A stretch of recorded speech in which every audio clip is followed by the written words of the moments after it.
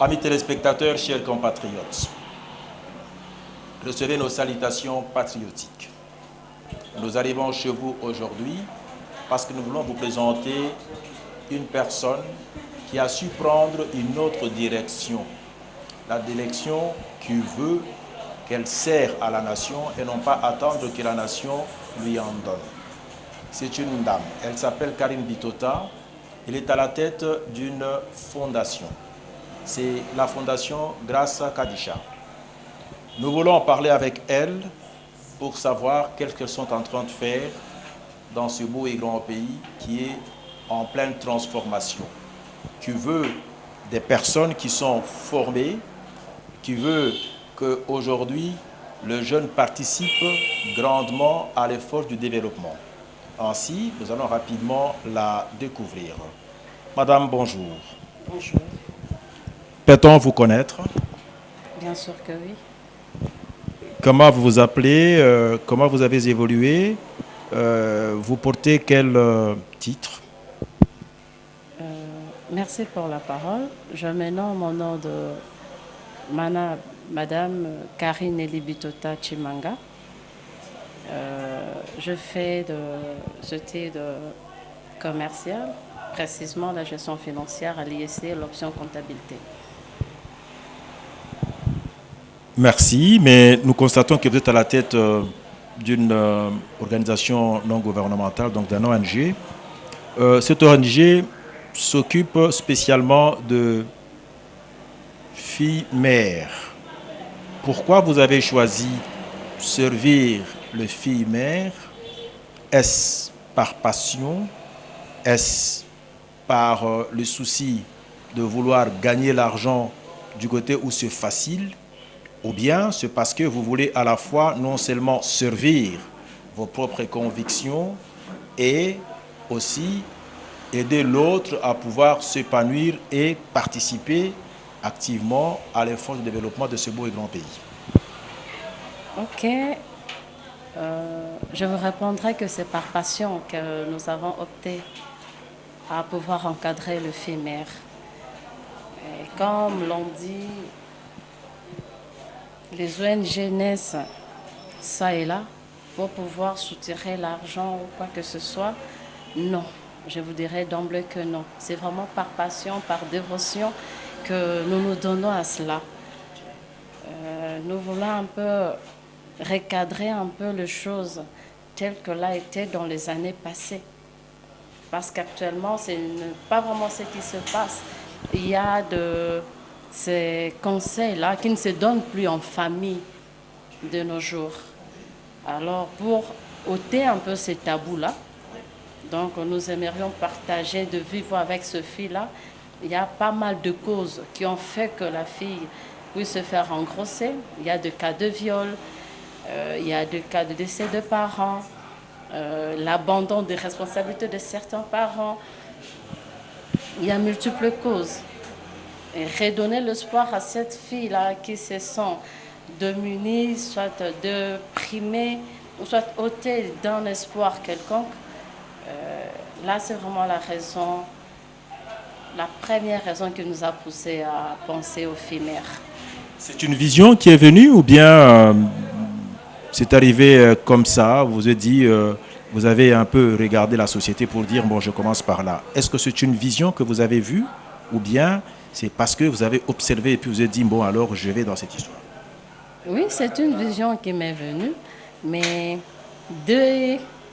par ma croissance quand j'étais encore petite, là c'était un peu un secret que je suis en train de divulguer. J'avais toujours cette passion-là. En voyant les autres filles de mon âge avoir des enfants, je me disais comment ça se passait.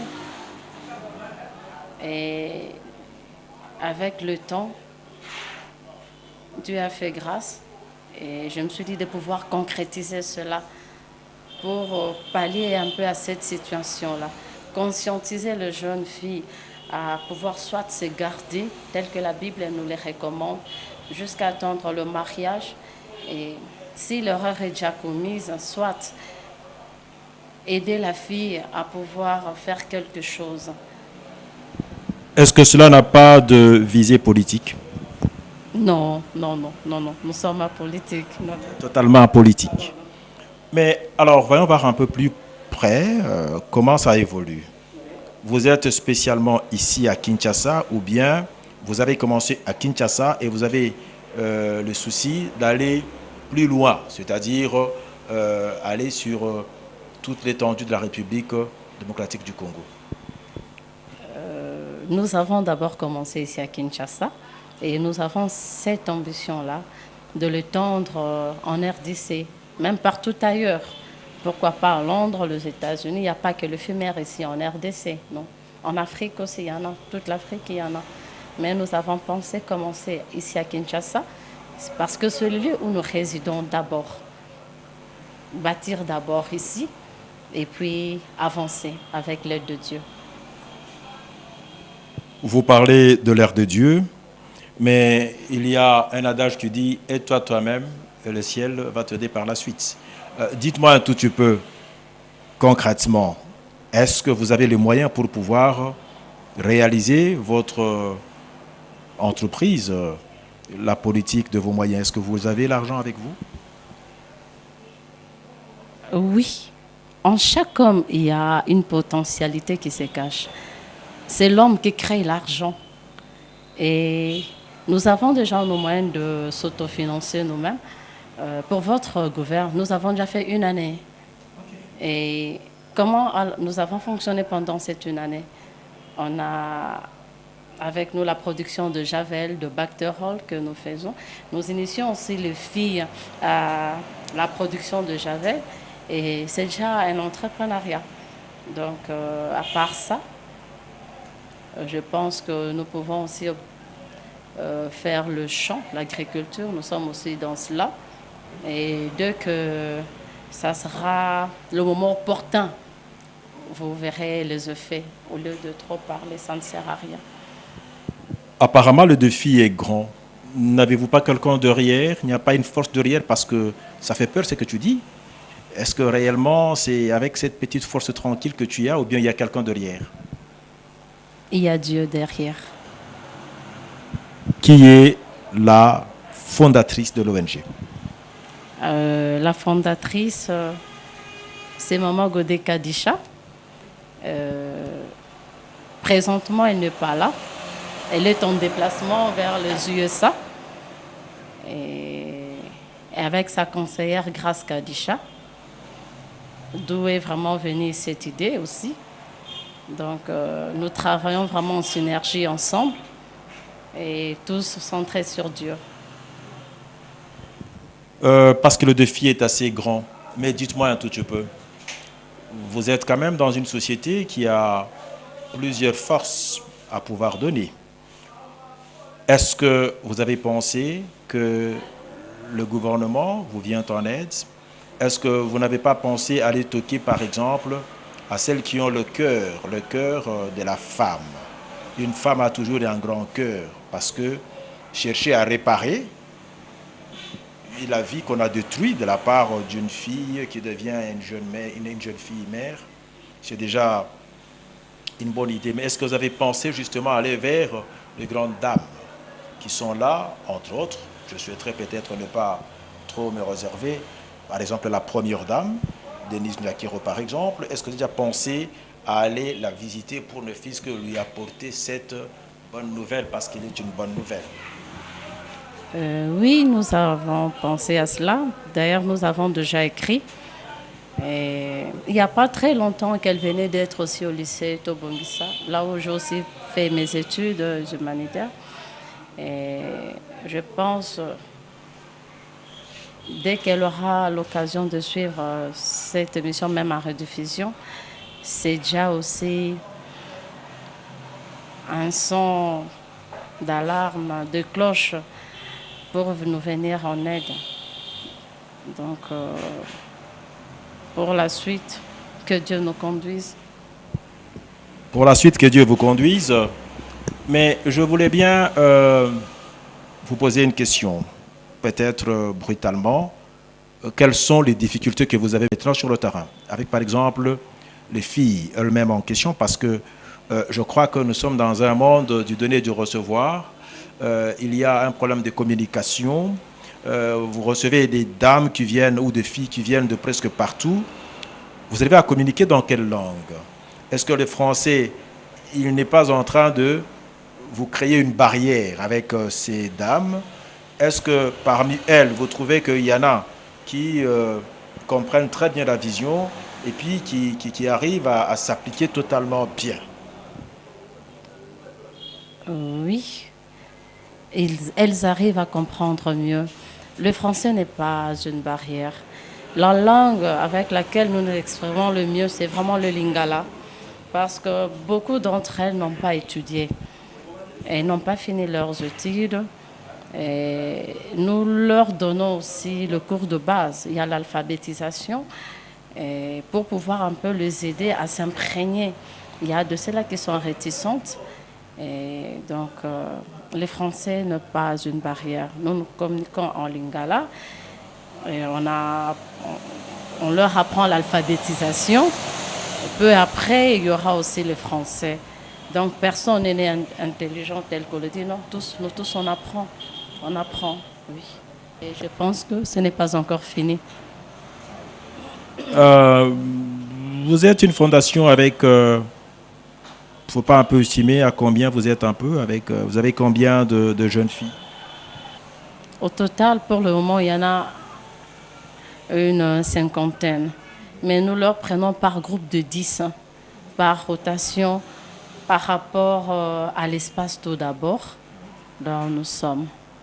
Donc, après que nous ayons d'abord réussi complètement à l'intégration du genre de ces groupes, c'est alors que nous pouvons viser encore plus loin. J'espère que vous croyez qu'il y a des personnes qui ont l'idéal d'aider la jeune fille à sortir un peu de cette difficulté, à être justement une dame qui peut être bien positionnée dans une société. Ils sont nombreux à ceux-là. Quel est le message que vous pouvez les apporter présentement, parce que vous avez justement ces jeunes qui sont entre vos mains? La Fondation Grâce Kadisha leur apporte un message d'espoir, de ne pas abandonner quel que soit le désarroi de la vie. Parce que j'ai eu à recevoir le mois passé 2 jeunes filles en pleurs ici. Elles ne savaient pas quoi faire. Alors je leur ai dit tout d'abord de se retourner vers Dieu et savoir ce qu'elles veulent et de se donner dans ce qu'elles sont venues faire ici. On leur apprend tout d'abord l'esthétique, la coiffure, et il y a aussi l'alphabétisation telle que nous l'avons dit là. Et dans la vie, si tu veux, tu peux. Parce que tu le dis, dans la vie, si tu veux, tu peux. Est-ce que toi-même, là, tu peux être un modèle? Est-ce que tu peux nous donner un peu ton parcours? Oui. Parce qu'en fait, il ne faut pas aujourd'hui chercher à prêcher que par la parole, mais soi-même est en mesure d'être aussi un exemple à donner. Bien sûr que oui. Je prêche par l'exemple. Je prêche par l'exemple. Quand on a eu à commencer cette initiative, je me dis, Seigneur, vraiment je pourrais. Donne-moi cette force. Car va avec la force que tu as. Qu'est-ce que tu as en main? Dieu nous a donné l'intelligence. Cette intelligence, on a la volonté d'aider. C'est vraiment par passion, par amour que nous faisons cela. Alors je me suis dit, je peux. Et j'ai demandé des conseils. En pensant, d'ailleurs, je salue mon chef, Bonaventure Tumbaka Pessa. Je lui ai dit, Monsieur Bona, je pense faire ça. Il m'a dit, tu sauras. J'ai dit oui. Vous m'avez très bien formé et je pense que je veux maintenant valoriser cela. Et Il m'a posé encore la question telle que vous l'avez dit. Ce n'est pas pour avoir l'argent ou j'ai dit non, non. Et il répondra. Tu sais qu'en RDC, pour avoir le financement, c'est difficile. J'ai dit oui.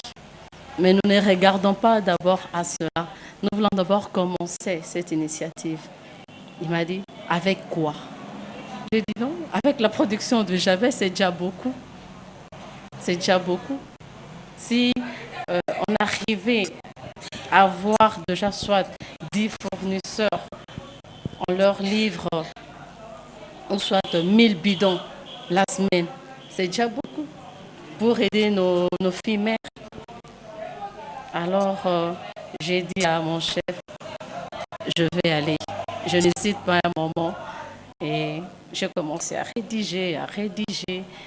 Mon mari me regardait très tard la nuit, 1h, 2h du matin. J'étais là, dès que je termine, je me mets à prier. Seigneur, aide-moi à y parvenir. La présidente m'appelle, Karine, ça va? J'ai dit oui, ça va. Tu peux? J'ai dit oui, je peux.